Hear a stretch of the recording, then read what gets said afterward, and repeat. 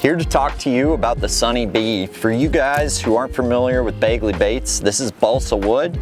This is something that is underutilized in the sport, specifically this Sunny Bee here. It's got a thin body, so it's gonna have a nice tight wiggle, which it does.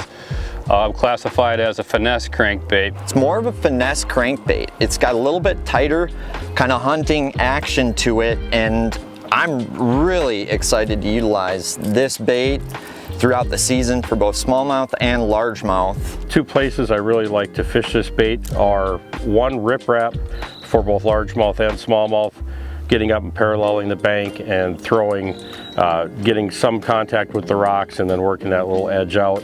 And the second way is on sand flats for smallmouth. On vermilion, I love throwing these on shallow rocks, on largemouth lakes, sand spots, rock piles, and just above the top of the weed edges. As you all know, on Minnetonka, I like to crank on top of the weeds. And I'm really excited to throw this for smallmouth, you know, around rocks or definitely around kind of that perch grass flats areas in the summertime.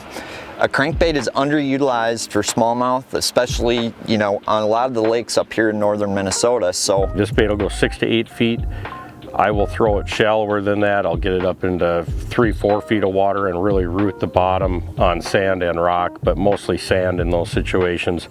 Riprap, I'm going to throw it or reel it quite slow and just work it along, and sand is quite the opposite. It's about as fast as you can reel it to get the fish to react. It goes through rock really well too, and if you get hung up, it's easy to pop out. It's not a square bill, but it really crawls through that rock really well. Similar to its brother, the Pro Sunny Bee, which is a square bill, the Sunny Bee is not. So you get a true diving action, great for deflection off of rocks and taking the top of the weeds, like similar crankbaits we have talked in the past. The three colors I like are going to be the green crawdad here, and then root beer as well, which is a crossbreed between the two, and then the third color would be a sexy shad.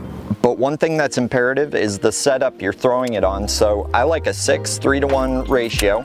Kind of allows me to fish this a little bit slower. Maybe in the summertime you can speed it up, but another thing is the forgiveness of the rod. So I'm throwing this on a 7-foot medium heavy action rod, but it's a moderate. So it's got a very, you know, slow taper. This is a blend of fiberglass and graphite, so I feel like I get good feel with this rod, but also that forgiveness of fiberglass. So really excited to throw this Sunny Bee this year.